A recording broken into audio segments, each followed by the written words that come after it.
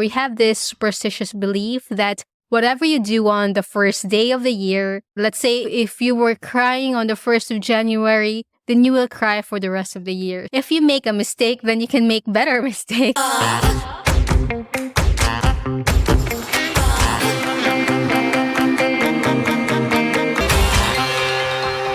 Hey Zesties, Happy New Year! You're listening to the Gleeful Talkshow where we share zesty stories to cultivate the happiness and hero within and out.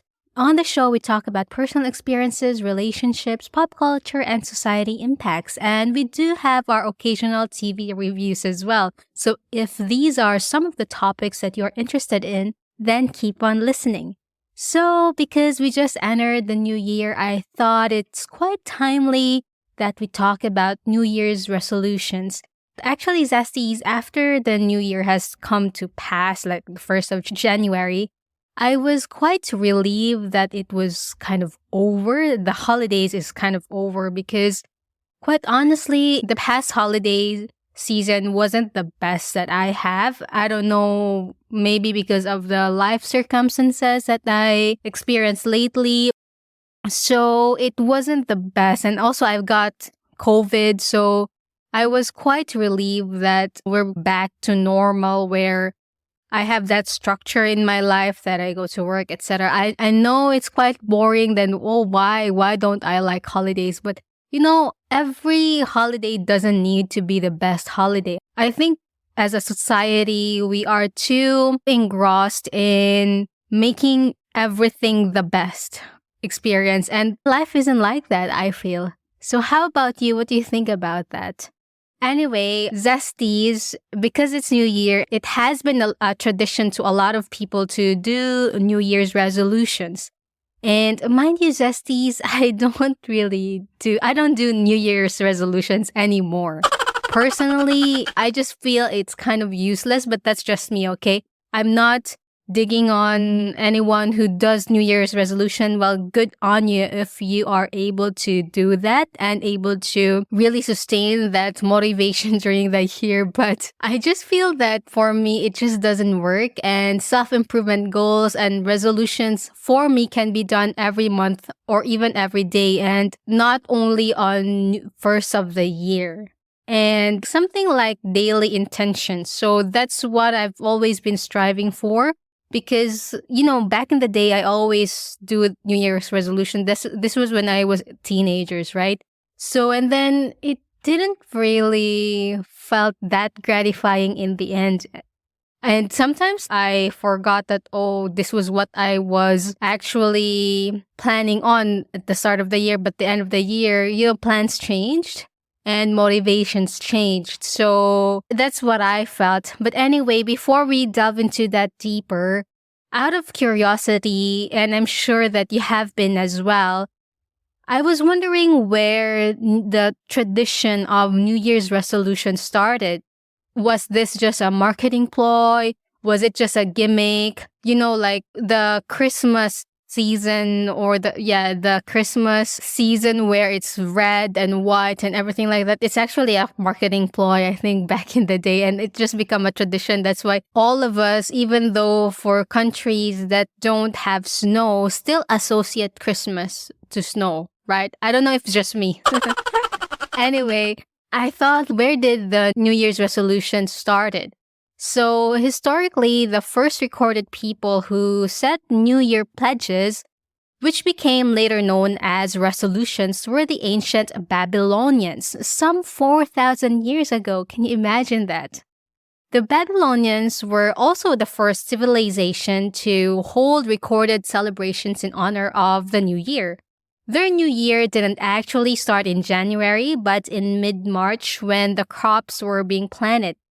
So, as what our New Year is today, either the Gregorian or the lunar or, whatever, much of the ancient Babylonians' New Year resolutions were intertwined with religion, mythology, power, and socio-economic values. Now, Zesties, please indulge me a bit of a history lesson here because I was just so curious why and I wanted to share it with you guys as well. So in Mesopotamia, or the land between two rivers, gave birth to many of the world's first great cities. The city of Babylon is located between the waters of the Euphrates and the Tigris, south of Baghdad. Unlike the towns that fell and disappeared, Babylon was resilient, rising from its own ashes time and time again, even as new conquerors invaded and took over it. Now I digress, Zesties. By the way, there is a movie called Babylon starring Brad Pitt, and then I didn't really see the trailer. I'm just seeing posters, and I got intrigued because it's Babylon, and I like to know about history. But then it's actually just a modern day thing. Anyway, I digress.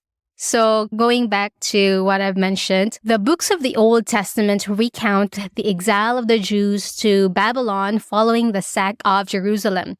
By the time of the New Testament, the city had become a potent symbol, the corrupt earthly twin city to the pure heavenly New Jerusalem. But outside the biblical tradition, Babylon intrigued Greek and Roman writers who added the rich store of legends that came down to the present day. So basically, it was just some sort of a gossip, right? Or, like these word of mouth perhaps, or some people just over-exaggerating things. Maybe that's what happened back in the day, that the writers just were fascinated about the history of Babylon, that they may have exaggerated some of the aspects to it. Who knows? Anyway, the site of Babylon was first identified in the 1800s in what is now Iraq. Later excavations undertaken by archaeologists established that the city had been built and rebuilt several times, most notably on a lavish scale by its king Nebuchadnezzar II. Based on my research, the Babylonians have initiated the tradition of 12-day New Year festival called Akitu. Sounds a bit Japanese, don't you think?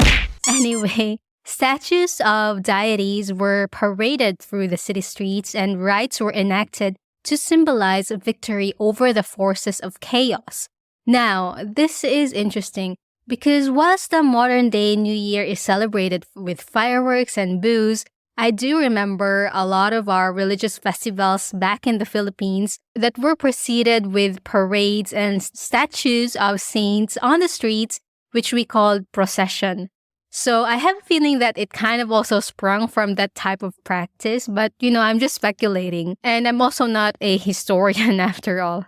Anyway, during their New Year's festival, they plant crops, pledged their allegiance to the reigning king or crowned new king, and made promises to repay debts in the year ahead. Oh gosh, I wish I was able to repay my mortgage within a year, right? So that could be a New Year's resolution, which is very hard to achieve. Anyway, the ancient Babylonians believed that if they fulfilled their New Year promises, then the gods would look favorably upon them in the new year. So that means, say, for example, by the end of the year, say, 600 BC, if you have fulfilled your promises when the year started, the gods will give you their favor on the new year ahead, 599 BC. So quite interesting belief, which is still like, if it's for the betterment of yourself, then it's fine. Anyway, this tradition was continued by ancient Romans and it was previously initially celebrated on the 15th of March or the Ides of March, as this was the most important time where the Roman officials took office. Back then, there's no separation of church and state, I guess. So it was also that time that the festival of the Anna Perenna, an Italian goddess of the new year and the beginning of spring, was also celebrated. By the time Julius Caesar became emperor, he introduced the Julian calendar, which declared 1st January as the start of the new year to honor the Roman god Janus. Janus symbolically has two faces, to look back on the previous year and to look forward in the new year. Janus was a protector of doors, archways, thresholds, and transitions into new beginnings. But Julius Caesar kept the tradition of pledges wherein the citizens would renew their bonds to the state and the deities. Blessings and gifts were exchanged and allegiances were pledged or renewed to the emperor. Similarly, with the Babylonians, New Year celebrations and pledges were embedded into spirituality, power structures, and the societal fabric of the Roman culture. So, again, thousands of years passed and Glee was born. And I mentioned earlier that I really don't do New Year's resolutions, Zesties, but I did do it when I was in my teenage years. And then when I realized in my 30s, I felt like it doesn't really matter anyway because you can renew yourself every day. And here are some of the reasons and my realizations why I don't really do New Year's resolutions. And I wanted to emphasize that for those people who do New Year's resolutions practice or who practice New Year's resolution, good on ya. Good on ya. I really actually admire those people who can sustain their motivation for the whole year, but it's just not for me. And in my personal opinion, the idea of new year or fresh start, you can actually do it every day, not only just for the year. And if you make a mistake, then you can make better mistakes. Just kidding. What I mean is you can be a better person on the next day or the next moment, right? Well, making better mistakes can also be good too in a figurative sense, right? If you make a big mistake, for example, it will actually stick to you and then you have that learning embedded more, I'd say. But again, of course, there's also a school of thought that if you know that you're doing a mistake, why do you do it? Anyway, that's for a different time and discussion. For me, my personal opinion is that there's not only one time to change yourself, to change your mindset, or to have a fresh start.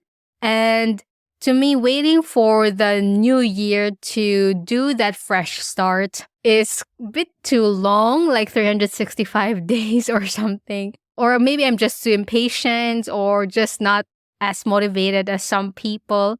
And I also think that why do we need to wait for the next year to change, right? If it's just for the sake of tradition, then it's not really doing you any good, I'd say. But again, this is just my personal opinion, so no hate on those who can actually do it. I think a lot of those people who actually go to the gym or renew their gym memberships or start gym memberships on the January because it's part of New Year's resolutions. And I actually tested this way back too. Like the January month, it has the most gym goers of the year, which is very interesting, right? Because you do your New Year's resolution on January and it just fades away in the rest of the year. So I realized that earlier, and then that's why I think it doesn't work for me. And in the Filipino culture, we have this superstitious belief that whatever you do on the first day of the year, you will do that for the rest of the year. Or you have that kind of, I don't know, like tendency. Let's say if you were crying on the 1st of January, then you will cry for the rest of the year. Something like that. And these superstitious beliefs, it was because of the elders way back telling you that, oh, you should do this and you should not do that because you might do it for the whole year, which is not good or good. So when I realized that the start of the year for me doesn't define the whole year because I just think it's absurd. And also, I try my best, but sometimes my best isn't enough. But anyway, I try my best to do conscious effort to be a better person every day. And although I do take breaks, because sometimes, like if you put too much effort on it, it just wears you out too. So I cut myself some slack as well. Another example why I don't really do New Year's resolution because I do like it on an everyday basis was when my partner and I went to Europe, and I enjoyed my time there because 2022 was a very stressful year for me, one of the stressful years for me. So I enjoyed my time because it has been a long time since I was out and about because of COVID and because of all the stressors, etc. So when I came back to Australia, I realized that I haven't been that much in touch with my environment, with my neighborhood. That's why when I came back, I actually went to gym, like really signed up for a gym membership. Now, to me, previously, I thought like it's a waste of money because we do have a free gym in our building, but it's just like the basic ones. But I realized that the reason why I wanted to go to the gym aside from being healthy is to really connect with the community, to connect with the neighborhood, So then after that, actually, I was really going to gym in a very good pacing and maybe 3 times a week. And the routine was really good. And I watched less TV because before, when I came home from work, I always just watch TV, and sometimes just too much TV doesn't do you any good, right? So it did help me in that way as well. Then I started going to the gym the last quarter of 2022.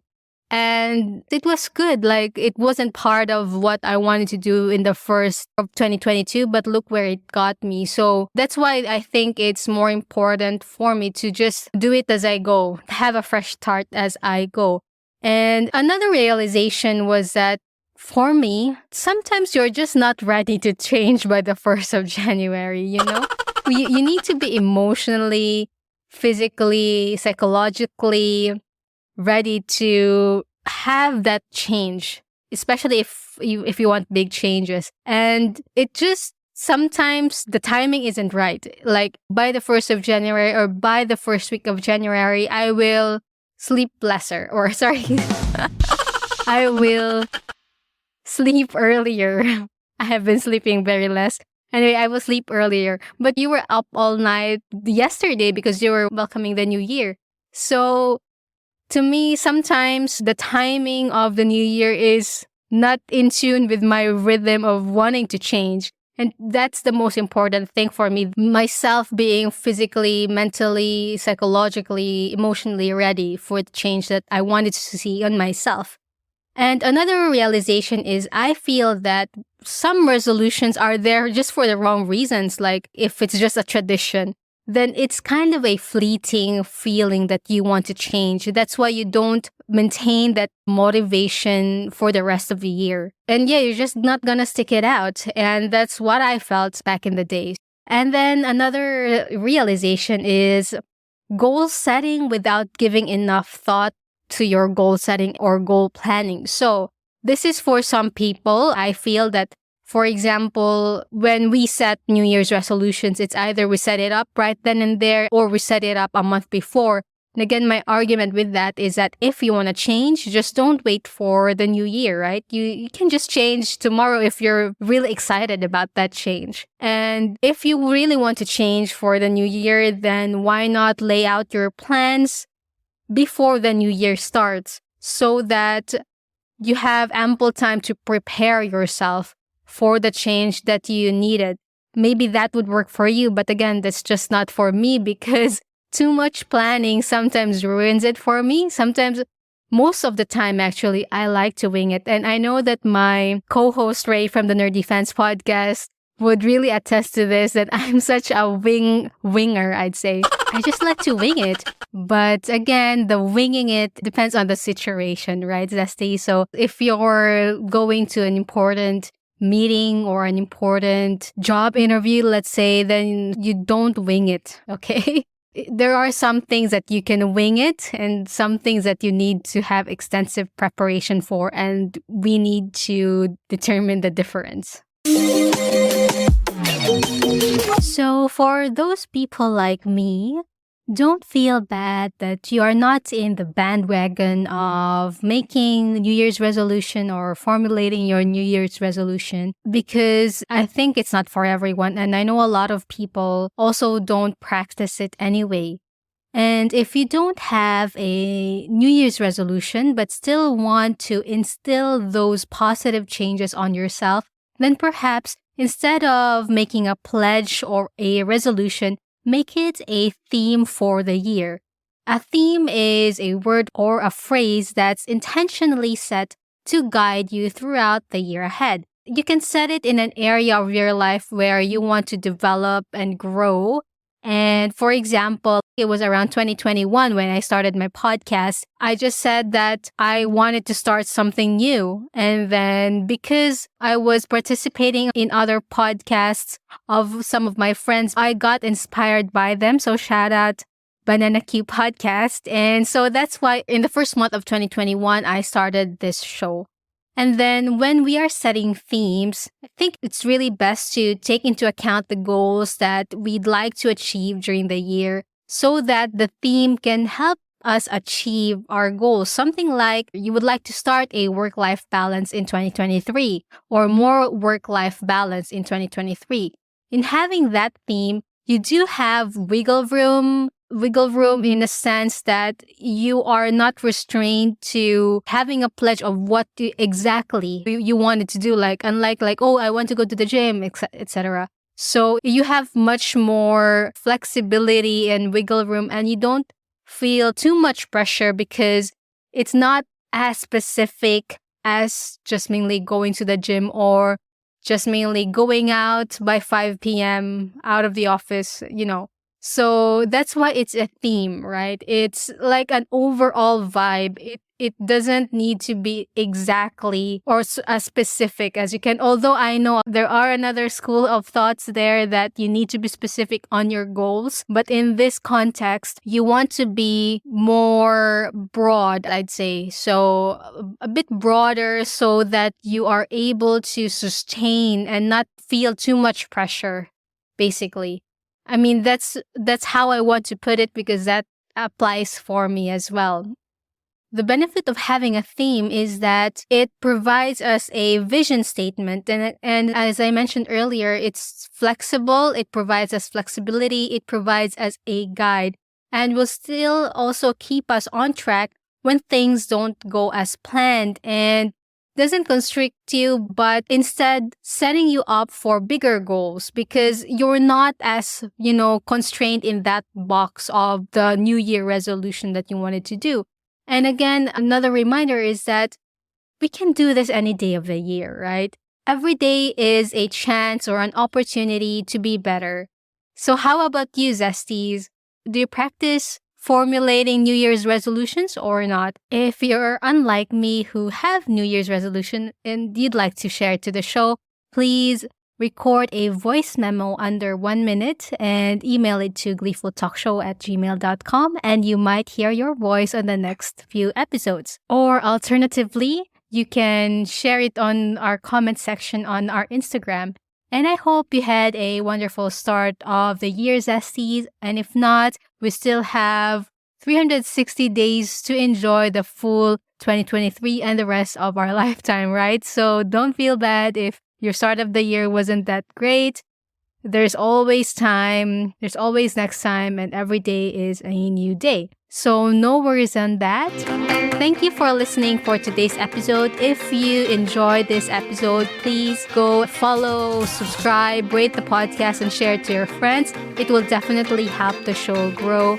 And you can also follow me on Instagram. That's at Gleeful Talkshow. If you'd like to keep me caffeinated, you can click on the link on the episode notes to buy me a cup of coffee or two. And thank you so much, Rara Suchin, for always supporting the show. And if you are into geeky and nerdy stuffs, I do have another podcast called Nerdy Fans Podcast with my friend Ray. We occasionally publish episodes there, reviews of the shows that we watch. But this time, our theme of the year is actually to be more consistent in publishing episodes, and hopefully we'll achieve that by the end of this year. And if you'd like to follow me outside of this podcasting world, I do have a blog. That's theambivertlife.com if you're interested in fragrances, beauty, lifestyle, and travel. So I hope you enjoyed this episode, and I'll see you next week.